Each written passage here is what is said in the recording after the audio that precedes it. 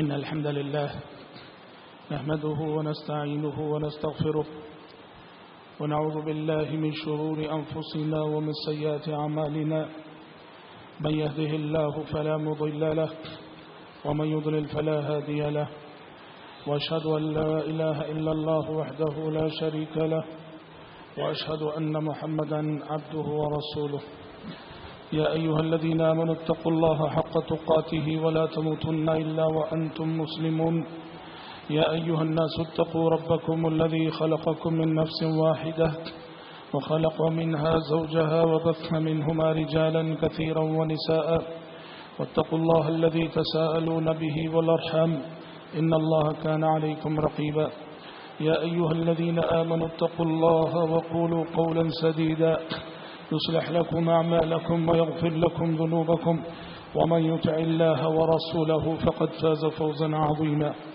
أما بعد فإن خير الحديث كتاب الله وخير الهدي هدي محمد صلى الله عليه وسلم وشر الأمور محدثاتها وكل محدثة بدعة وكل بدعة ضلالة وكل ضلالة في النار أعوذ بالله السميع العليم من الشيطان الرجيم من همزه ونفخه ونفسه ولقد خلقنا الإنسان ونعلم ما توسوس به نفسه ونحن أقرب إليه من حبل الوريد إذ يتلقى المتلقيان عن اليمين وعن الشمال قعيد ما يلفظ من قول إلا لديه رقيب عتيد وجاءت سكرة الموت بالحق ذلك ما كنت منه تحيد ونفخ في الصور ذلك يوم الوعيد وجاءت كل نفس معها سائق وشهيد لقد كنت في غفلة من هذا فكشفنا عنك غطاءك فبصرك اليوم حديد وقال قرينه هذا ما لدي عتيد القيا في جهنم كل كفار عنيد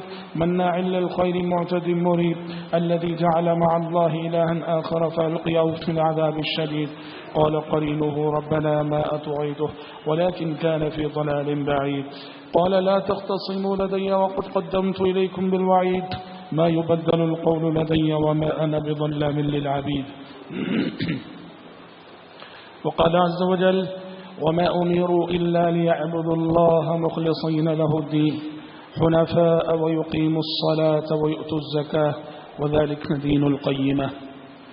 حضرات، ابھی خطبہ مسنونہ کے بعد میں نے سورۃ البینہ کی ایک آیت آپ کے روبرو تلاوت کی ہے. اللہ تبارک و تعالیٰ نے اس آیت میں ارشاد فرمایا کہ وَمَا أُمِرُوا إِلَّا لِيَعْبُدُوا اللَّهَ، بندوں کو تو محض اسی بات کا حکم دیا گیا ہے کہ وہ اللہ ہی کی عبادت کریں، مخلصین لہ الدین، دین کو اسی کے لیے خالص کرتے ہوئے، حنفاء، یکسو ہو کر تمام ادیان باطلہ اور جھوٹے خداؤں سے بیزار ہو کر، وَيُقِيمُ الصَّلَاةَ وَيُؤْتُوا الزَّكَاةَ، اور یہ بھی حکم ہے کہ وہ اخلاص کے ساتھ نماز قائم کریں، زکوٰۃ دیں. وَذَلِكَ دِينُ الْقَيِّمَةِ، یہی سچا دین ہے اور یہی سیدھا دین ہے. حضرات، اللہ تبارک و تعالیٰ نے اس آیت میں ہم سب کو، آپ سب کو اخلاص کی تعلیم دی ہے، اخلاص کا حکم دیا ہے کہ زندگی میں جو بھی عبادتیں، ریاضتیں ہم کرتے ہیں، ہماری عبادتوں اور ریاضتوں میں اخلاص ہونا چاہیے. آپ سب کو بخوبی معلوم ہے کہ دین اسلام میں اخلاص کی بڑی اہمیت ہے. اخلاص کسے کہتے ہیں؟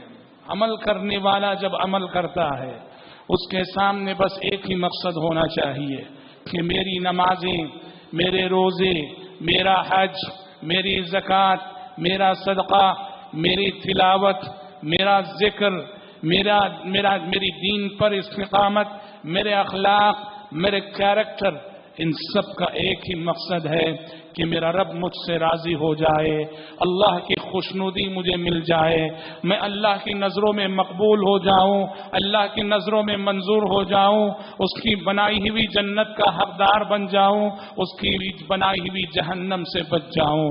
عمل کرتے ہوئے بس انسان کے سامنے یہی ایک مقصد ہو.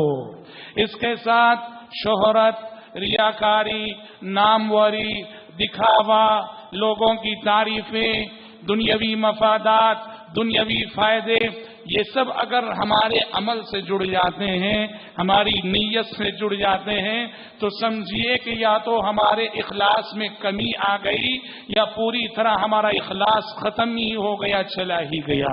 عمل کرتے ہوئے بس ایک ہی مقصد ہونا چاہیے کہ اللہ جو ہمارا خالق ہے، مالک ہے، وہ ہم سے راضی ہو جائے اور ہم سے راضی ہو کر اپنی بنائی ہوئی جنت میں ہمیں پہنچا دے۔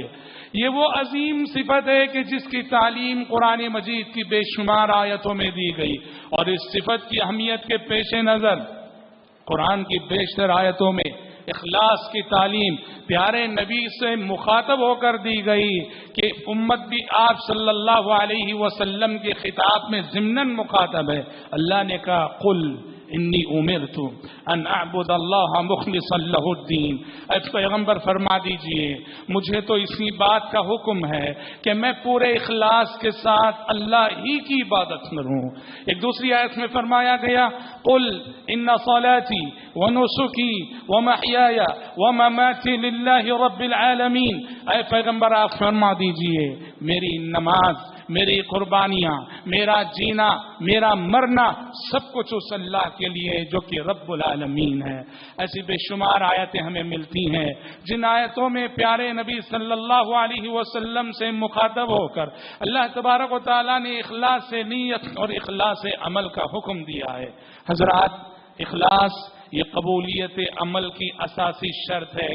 جو بھی اعمال، جو بھی نیکیاں صبح و شام ہم کرتے ہیں، اللہ کی نظروں میں یہ نیکیاں تبھی قبول ہوں گی جب اس میں اخلاص پایا جائے۔ اہل علم فرماتے کہتے ہیں کہ قبولیت عمل کی دو شرطیں ہیں، جو عمل ان دو شرطوں سے خالی ہوگا وہ عمل اللہ کی نظروں میں مردود ہوگا۔ پہلی شرط ہے اخلاص، کہ عمل خالص اللہ کی رضا کے لیے کیا گیا ہو۔ دوسری شرط ہے المتابعہ، اور وہ عمل پیارے نبی کے بتائے ہوئے طریقے کے مطابق کیا گیا ہو۔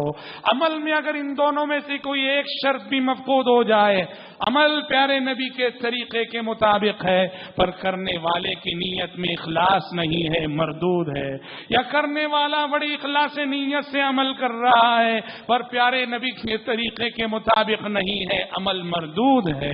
اللہ نے کہا فمن كان يرجو لقاء ربه فليعمل عملا صالحا ولا يشرك بعبادة ربه احدا، جو اپنے رب سے ملاقات پر یقین رکھتا ہو، جو اپنے رب سے ملاقات کی امید رکھتا ہو، اسے عمل صالح کرنا چاہیے۔ اور مفسرین نے عمل صالح کی یہاں تفسیر کی ای وفق السنہ، سنت کے مطابق کرنا چاہیے۔ ولا یشرک بعبادت ربہ احدا، اور عمل میں اپنے رب کے ساتھ کسی کو شریک نہیں کرنا چاہیے۔ یہ آیت قبولیت عمل کے ان دو شرائط پر مشتمل ہے۔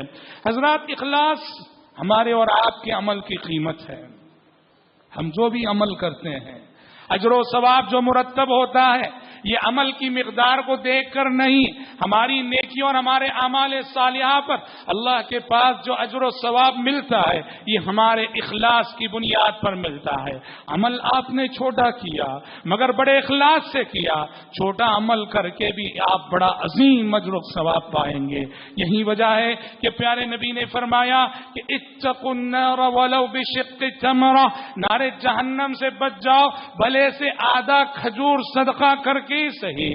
صدقہ کرنے والے کے پاس صدقہ کرنے کے لیے زیادہ نہیں ہے، دینے والے کے پاس دینے کے لیے زیادہ نہیں ہے، پوری ایک کھجور بھی میسر نہیں ہے، آدھی کھجور میسر ہے، پر دینے والا جذبے سے دے رہا ہے، اخلاص سے دے رہا ہے، تڑپ سے دے رہا ہے، تو پیارے نبی فرماتے ہیں آدھی کھجور کا یہ صدقہ بھی تمہیں نار جہنم سے بچا سکتا ہے، تمہارے انجام کو بدل سکتا ہے۔ پتہ چلا اخلاص ہمارے اور آپ کے عمل کی قیمت ہے۔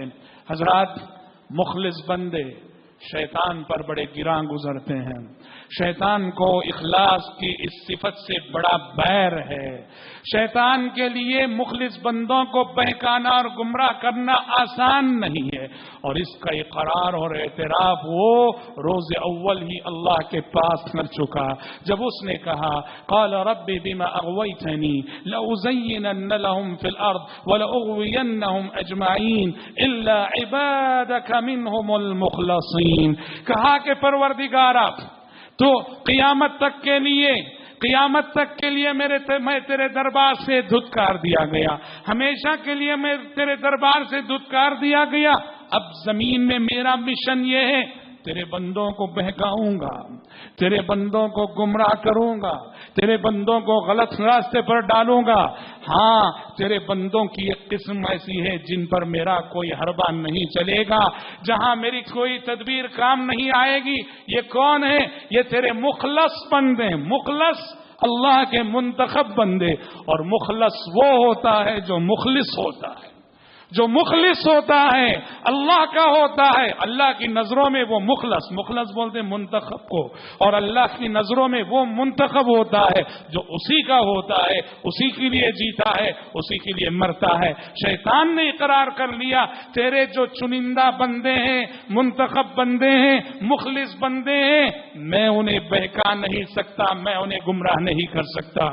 حضرات، اللہ تعالیٰ کو یہ صفت اخلاص بہت پسند ہے. مخلص بندے اللہ کو بے حد پسند ہیں.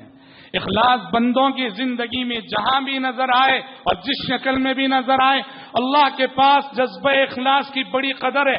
دیکھیے، علامہ ابن قیم رحمۃ اللہ علیہ نے ایک بات لکھی اور بڑی پتے کی بات لکھی. کہا کہ اخلاص کی صفت اللہ رب العالمین کو اتنی پسند ہے کہ کافر اور مشرک اگر وہ بھی تھوڑی دیر کے لیے اپنے سارے خداؤں کو جھٹلا کر تھوڑی دیر کے لیے اگر مخلص ہو جائے، رب العالمین اس کافر و مشرک کے اس جذبہ اخلاص کی بھی قدر کرتا ہے. اور علامہ ابن قیم نے دلیل میں قرآن کی آیت پیش کی، کہا فَإِذَا رَكِبُوا فِي الْفُلْكِ دَعَوُا اللَّهَ مُخْلِصِينَ لَهُ الدِّينَ. کہ مشرکین مکہ سمندری سفر پہ جاتے تھے، سفینہ بھور میں پھنستا تھا، سفینے سے سمندر کی موجیں کھیلنے لگتی تھیں، سفینہ ڈاوا ڈول ہونے لگتا تھا. اب انہیں یوں لگتا کہ اب ڈوبے کہ تب ڈوبے، موت آنکھوں کے سامنے نظر آنے لگتی. اس وقت یہ مشرک اور یہ کافر اپنے سارے خداؤں کو بھول کر، اپنے سارے خداؤں کو جھٹلا کر، قرآن کہتا ہے دعوا اللہ مخلصین لہ الدین، وہ اللہ ہی کو پکارتے تھے کہ پروردگارا آج ہمارے سفینے کو تو ہی بچا سکتا ہے، ہماری کشتی کو ساحل پار بس تیری ایک ذات لگا سکتی ہے، آج تیرے سوا کوئی ہمیں بچانے والا نہیں. اللہ رب العالمین فرمایا فَلَمَّا نَجَّاهُمْ إِلَى الْبَرِّ إِذَا هُمْ يُشْرِكُونَ. اللہ رب العالمین ان کی اس دعا کو سن کر یہ تھوڑی دیر کے لیے جو اخلاص ان کے اندر پیدا ہوا تھا اس کی قدر کرتے ہوئے جب انہیں ساحل پار لگاتا إِذَا هُمْ يُشْرِكُونَ، پھر وہ ساحل پہ جا کے اللہ کے ساتھ شرک کرنے لگتے ہیں، سمندر میں کیے ہوئے اپنے عہد و پیمان کو بھلا دیتے ہیں. علامہ ابن قیم فرماتے ہیں جو رب ایسے جو مشرک بندے جو تھوڑی دیر کے لیے مخلص ہوتے ہیں اور اللہ کے علم میں ہیں، آگے چل کے پھر یہ شرک کرنے والے ہیں، جب ان کے اندر پیدا ہوئے تھوڑے سے اخلاص کی بھی اللہ کے پاس ایسی قدر ہے، تو جو موحد بندے ہیں، مومن بندے ہیں، مسلمان بندے ہیں، ان کے اندر جو اخلاص پایا جاتا ہے، سوچو کہ رب العالمین کے پاس ان کے جذبہ اخلاص کی کیسی اور کتنی قدر نہ ہوگی. حضرات، اخلاص انسانی زندگی میں اس کے اثرات بڑے گہرے ہیں. اخلاص کی وجہ سے میری اور آپ کی زندگی پر بڑے گہرے اثرات مرتب ہوتے ہیں جو ہم اور آپ اپنی زندگی میں دیکھ سکتے ہیں، مخلصین کی زندگی میں دیکھ سکتے ہیں. سب سے پہلی بات یہ ہے کہ جو کام اخلاص کی بنیاد پر ہوتا ہے، اللہ کے لیے ہوتا ہے، اللہ کی رضا کے لیے ہوتا ہے، وہ کام ہمیشہ پائیدار ہوتا ہے. اخلاص کی بنیاد پر ہونے والا کام کبھی ناکام نہیں ہوتا.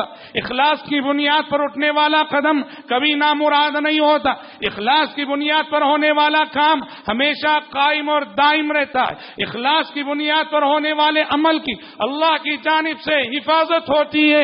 اخلاص ہمارے اور آپ کے اعمال کا سب سے بڑا محافظ ہے. امام مالک بن انس رحمۃ اللہ علیہ حدیث کی پہلی کتاب لکھ رہے تھے. دنیا میں حدیث کی سب سے پہلی کتاب جسے باقاعدہ تصنیف کہا گیا وہ موطا مالک ہے، امام مالک کی موطا. امام مالک بن انس رحمۃ اللہ علیہ موطا لکھ رہے تھے تو انہیں امام مالک بن انس سے لوگوں نے کہا کہ آپ بھی موطا لکھ رہے ہیں اور آپ کے ہم اثر کئی دوسرے علماء بھی موطا نام ہی کی اور کتابیں لکھ رہے ہیں. امام مالک نے کہا میں بھی لکھ رہا ہوں، وہ بھی لکھ رہے ہیں، کافی لکھنے والے لکھ رہے ہیں، لیکن ما کان للہ بقی، ما کان للہ باقی، باقی وہ کتاب رہے گی جو اللہ کے لیے لکھی جائے، جو اللہ کے لیے لکھی جائے گی بس وہ باقی رہے گی۔ آج دیکھیے اللہ اکبر، امام مالک بن انس رحمت اللہ علیہ کی موطا دنیا کے کونے، دنیا جیسے ہم نے کہا حدیث کی پہلی کتاب آئی ہے، اور موطا ہی کی روایتیں آپ دیکھیں گے بخاری مسلم وغیرہ میں سب آئی ہوئی ہیں، اور اللہ تعالیٰ نے اس کتاب کو کیسی مقبولیت عطا دی۔ اخلاص کے ساتھ انسان جو نیکی اور جو عمل کرتا ہے اس کی بقا اور اس کی دوام کا ضامن اللہ رب العالمین ہے۔ دیکھیے دعاؤں کی کتابیں بڑی مشہور ہے ہمارے درمیان، حصن المسلم، فورٹریس آف مسلم، سعودی عرب کے مشہور و معروف عالم سعید بن علی بن وہب القحطانی رحمۃ اللہ علیہ، انہوں نے لکھی کتاب۔ اللہ کے بندے نے کس اخلاص سے کتاب لکھی نہیں معلوم، دنیا میں دعا کے موضوع پر ہزاروں کتابیں لکھی گئی، ہزاروں کتابیں دعا کے موضوع پر دنیا میں لکھی گئی، ہر ملک میں لکھی گئی، ہر ملک کے علماء نے لکھی، بڑی بڑی کتابیں، چھوٹی چھوٹی کتابیں، لیکن جو مقبولیت امت مسلمہ میں سعید بن علی بن وہب القحطانی کی اس کتاب حصن المسلم کو حاصل ہوئی، آج بھی جاؤ گھر گھر میں یہ موجود ہے، دنیا کی تمام زندہ زبانوں میں اس کے ترجمے ہوئے، دنیا کے کونے کونے میں۔ کہنے والوں نے کہا دیہاتوں میں ہم گئے، دیہاتوں میں جس طرح مجمع الملک فہد لطباعت المصحف شریف سے چھپا ہوا مصحف ہم نے پایا، دیہاتوں میں، قریوں میں، جھونپڑیوں میں ہم نے امام سعید بن علی بن وہب القحطانی کی لکھی ہوئی کتاب حصن المسلم پائی، چھوٹی سی کتاب۔ ایک صاحب نے شیخ سعید سے پوچھا، ابھی قریب میں وفات ہوئی ان کی، کہا کہ آپ کی یہ کتاب، اس کو جو یہ قبول عام امت میں حاصل ہوا، دنیا میں بہت سارے لوگوں نے دعا پر لکھا، پر آپ کی یہ کتاب جو اس قدر ہاتھوں ہاتھ لی گئی، قبول کی گئی، گھر گھر پہنچ کے رہی، اس کا سبب کیا ہے؟ شیخ سعید نے کیا کہا جانتے ہیں رحمہ اللہ کا، ھذا سر بینی و بین ربی، ھذا سر بینی و بین ربی، کہا کہ ایک راز ہے جو میرے اور میرے رب کے درمیان ہے۔ اللہ اکبر۔ اخلاص، اخلاص کی بنیاد پر حضرات جو کام ہوتا ہے وہ پائیدار ہوتا ہے، اللہ رب العالمین اس کام کی حفاظت اور اس کام کی بقا کی ضمانت دیتا ہے۔ اور حضرات اخلاص کا ایک اور کمال اور اخلاص کی ایک اور تاثیر ہماری اور آپ کی زندگیوں میں یہ بھی ہے کہ اخلاص مصیبتوں سے نجات دلاتا ہے۔ انسان اخلاص کی برکت سے، اخلاص کے سبب مصیبتوں میں پھنستا ضرور ہے، پر اپنے اخلاص کی وجہ سے وہ اس کا جذبہ اخلاص اسے مصیبتوں سے بسلامت نکال لاتا ہے۔ ایک واقعہ جو ہم بار بار سنتے ہیں اور اس سے بہت سارے فوائد ہم مستنبط کرتے ہیں، بنو اسرائیل کے 3 لوگ جو جا رہے تھے، بارش کی وجہ سے غار میں پناہ گزین ہوئے، اور غار میں کیا گئے کہ غار کے دہانے پہ پتھر آ کے بیٹھ گیا جسے وہ ہٹا نہیں سکتے تھے، موت انہیں اپنی آنکھوں کے سامنے نظر آنے لگی۔ تینوں نے مل کے یہ طے کیا کہ اس مشکل میں زندگی کی کوئی بڑی نیکی ہی ہمیں بچا سکتی۔ تفصیل ہے، تینوں میں سے ہر ایک نے اپنی زندگی کی بڑی سے بڑی نیکی کو یاد کر کے دعا کی، اور آپ کو معلوم ہے کہ اس کے پہلے نے دعا کی تھوڑا سا پتھر ہٹا، دوسرے نے دعا کی تھوڑا اور ہٹا، تیسرے نے دعا کی تھوڑا اور ہٹا، یہاں تک کہ تینوں نکل گئے، بسلام بچ گئے۔ اس میں ایک نقطہ یہ بھی ہے، تینوں میں سے ہر ایک بات اللہ سے کہتا دعا کرتے ہوئے، اپنے عمل، اپنی نیکی کا ذکر کرنے کے بعد تینوں میں سے ہر ایک نے یہ جملہ کہا، اللہم ان کنت تعلم انی فعلت ذلك ابتغاء وجهك، اللہم ان کنت تعلم انی فعلت ذلك ابتغاء وجهك فافرج عنا، اے اللہ یہ نیکی جو میں نے کی تیرے علم میں ہے، یہ میں نے محض تیری رضا کے لیے کی، تیری خوشنودی کے لیے کی، دنیا والوں کے لیے، دنیا کو دکھانے کے لیے نہیں کی۔ اے اللہ تیرے علم میں ہے یہ نیکی صرف تیرے لیے میں نے کی تھی، اگر یہ میرا اخلاص تیری نظروں میں منظور اور مقبول ہوا ہے تو آج میں اس نیکی کے صدقے سے دعا کرتا ہوں، اس کے وسیلے سے دعا کرتا ہوں کہ اس مشکل میں ہمیں نجات دے۔ پتھر ہٹ گیا، تو ان دینوں کو جو مشکل سے نکالا تھا، جہاں عمل صالح نکالا تھا، وہی اس عمل صالح کی بنیاد جذبہ اخلاص پر تھی، اور تینوں دعا کرنے والوں نے دعا میں اپنے اس اخلاص کا حوالہ دیا تھا۔ پتہ چلا اخلاص زندگی میں آفتوں، مصیبتوں اور مشکلات سے نکالتا ہے۔ اور حضرات، اخلاص کا ایک اثر زندگی میں یہ بھی کہ جس کے سینے میں، جس کے دل میں اخلاص ہو، اس کا سینہ کینے سے پاک ہوتا ہے۔ جو اللہ کے حق میں مخلص ہوگا وہ بندوں کے حق میں بھی مخلص ہوگا، جو اللہ کا مخلص ہوگا وہ بندوں کے حق میں بھی مخلص ہوگا، اس کا سینہ کینے سے پاک ہوگا۔ کیا عظیم حدیث ہے، پیارے نبی نے فرمایا صلوات اللہ وسلام علیہ، ثلاث لا یغل علیہن قلب مسلم، تین صفتیں ایسی ہیں، تین باتیں ایسی ہیں کہ اگر کسی سینے میں یہ تین باتیں جمع ہو جائیں، اس سینے میں حسد، کینہ، کپٹ، یہ چیزیں جگہ نہیں بنا سکتی۔ پہلی صفت آپ نے بتائی اخلاص العمل للہ، اخلاص العمل للہ، دل کو سینے سے پاک کرنے والی چیز، ہر عمل کو خالص اللہ کے لیے کرنا۔ دوسری صفت ومناصحۃ ائمۃ المسلمین، مسلمانوں کے جو ائمہ ہیں، حکمران ہیں، ان کی خیر خواہی، ان کا خیر چاہنا، ان کا بھلا چاہنا، یعنی بغاوت نہ کرنا اور اچھی چیزوں میں ان کی اطاعت کرنا، ان کے منکر کو منکر سمجھنا۔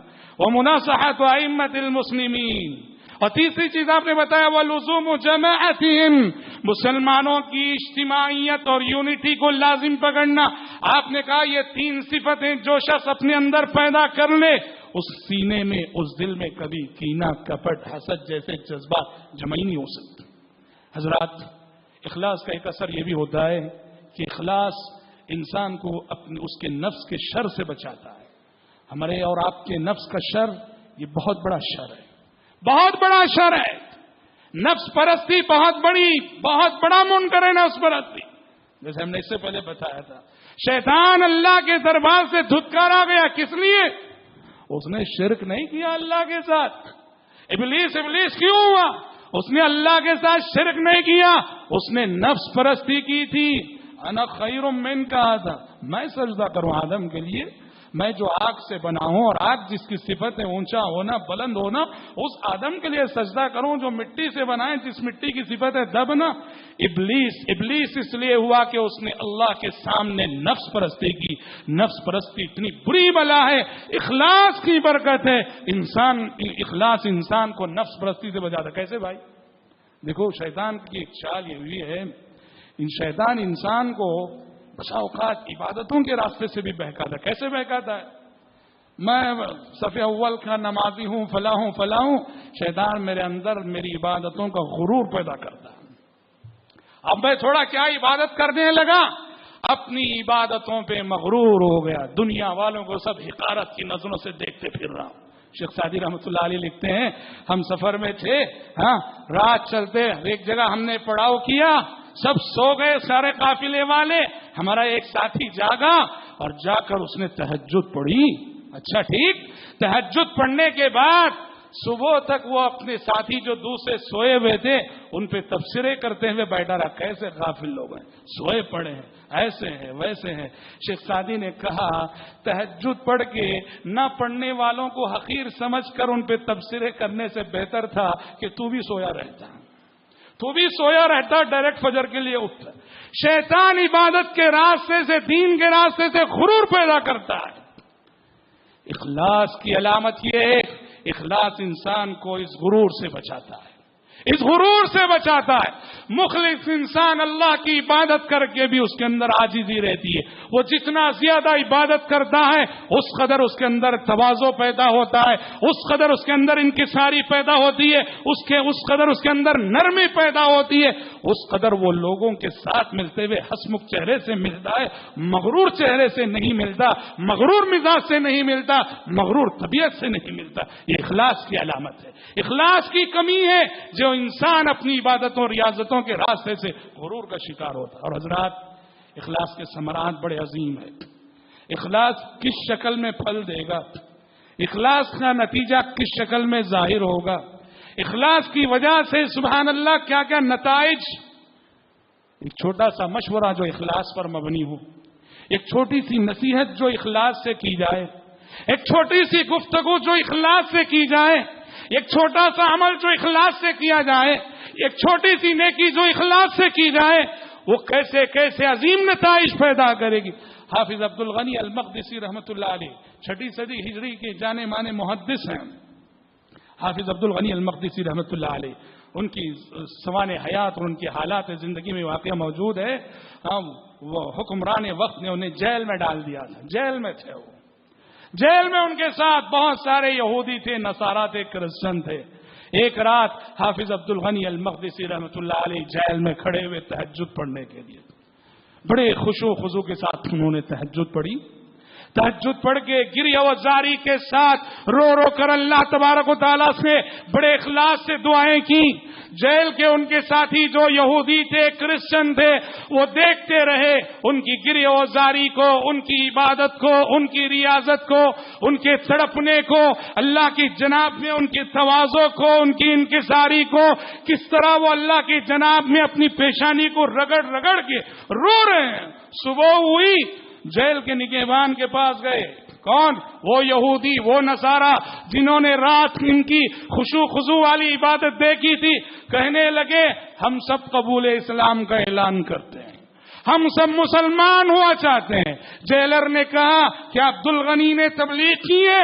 کہا انہوں نے تبلیغ نہیں کی، آج کی رات ہم نے ان کی عبادت دیکھی، ان کی تہجد دیکھی، ان کا قیام دیکھا، ان کی دعائیں سنی، ان کا رونا دیکھا، ان کی گریہ و زاری سنی، ان کی تڑپ دیکھی، اس نے ہمارے دلوں کو پگھلا دیا ہے اور روز قیامت پر ہمارے ایمان و یقین کو بڑھا دیا ہے۔ ہم ان کی عبادت اور ریاضتوں کو دیکھ کر اسلام لانا چاہتے۔ سچا واقعہ ہے۔ حافظ عبد الغنی المقدسی رحمہ اللہ کی سوانح حیات میں سب نے اس واقعے کو ذکر کیا۔ سیر اعلام النبلاء جیسی ساری کتابیں دیکھ لیجیے۔ اخلاص سے کیا جانے والا عمل وہ کیا کیا نتائج پیدا کرے گا، اور اخلاص کی بنیاد پر ہونے والی نیکیاں کیسی کیسی نیکیوں کو جنم دے گی، یہ رب العالمین ہی جانتا ہے۔ حضرات، اپنے اندر اخلاص پیدا کیجیے، اپنے اندر اخلاص پیدا کیجیے، اور یاد رکھیے چند علامتیں جو اخلاص کی علامتیں ہیں، اگر جاننا ہو کہ میرے اندر اخلاص ہے کہ نہیں ہے تو کہاں تک ہے، چند نشانیاں ہیں۔ سب سے پہلی چیز، مخلص انسان کی نشانی یہ ہے وہ کبھی اپنی تعریف آپ نہیں کرتا۔ جو اپنی تعریف آپ کر لے وہ مخلص ہو نہیں سکتا ہے۔ آپ اپنی جگہ صحیح رہیے، نمازوں میں، عبادتوں میں، معاملات میں، لین دین میں، ہر چیز میں، لیکن مخلص انسان کی علامت یہ ہے وہ فرائض اور واجبات کو کما حق ادا کرنے کے بعد بھی وہ ڈرتا رہتا ہے کہ کہیں کوئی تقصیر نہ ہو گئی ہو، کہیں کوئی کمی نہ ہو گئی ہو۔ اپنے آپ کی تعریف کرنے والا کبھی مخلص نہیں ہو سکتا۔ ہوشیار کہ کبھی اب میری زبان پہ میری تعریف آئے اور آپ کی زبان پہ آپ کی تعریف آئے۔ اللہ کو یہ صفت قطعاً پسند نہیں ہے۔ اللہ نے کلام پاک میں فرمایا فَلَا تُزَكُّوا أَنفُسَكُمْ هُوَ أَعْلَمُ بِمَنِ اتَّقَىٰ۔ اپنی پارسائی آپ بیان نہ کرو، اللہ جانتا ہے واقعی کون اس سے ڈرنے والا ہے۔ اپنی تقوی کی کہانیاں آپ بیان نہ کرو، اللہ کو معلوم ہے کہ کون واقعی متقی ہے۔ اپنی تعریف کبھی آپ نہیں کرنا چاہیے، یہ بڑی ہی گھٹیا صفت ہے اور بڑی ہی مذموم صفت ہے۔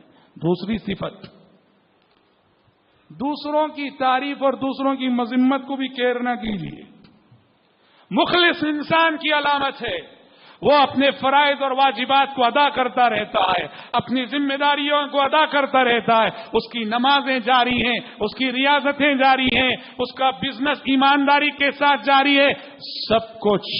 وہ نہ لوگوں کی تعریف کی پرواہ کر رہا ہے، نہ وہ لوگوں کی مذمت کی پرواہ کر رہا ہے۔ اس کے سامنے بس ایک ہی جستجو ہے، میرا رب مجھ سے راضی ہو جائے۔ لوگوں کی تعریف پہ پھولنا بھی نہیں چاہیے اور لوگوں کی مذمت کو بہت زیادہ اہمیت دے کر احساس کم تری کا بھی شکار نہیں ہونا چاہیے۔ اخلاص کی برکت ہے کہ اخلاص انسان کے اندر شان بے نیازی پیدا کرتا ہے۔ بولنے والے بولتے رہیں، میں اپنا کام کرتا رہوں گا، تنقید کرنے والے کرتے رہیں گے، میں اپنی ذمہ داری ادا کرتا رہوں گا، اور تعریف کرنے والے کرتے رہیں، میں ان کی تعریف سے دھوکے میں مبتلا نہیں ہوں گا۔ لوگوں کو حد سے زیادہ کیئر کرنا، لوگوں کو دیکھ کر اپنا موقف بدل لینا، اپنی رائے بدل لینا، اپنی معمولات کو بدل لینا، یہ اخلاص میں کمی کی علامت ہے۔ دیکھیے بڑی عظیم حدیث ابن حبان کی روایت ہے، ام المومنین عائشہ صدیقہ رضی اللہ عنہا راویہ ہیں، اور اس حدیث کے مرفوع اور موقوف ہونے میں محدثین میں بہرحال اختلاف ضرور ہے۔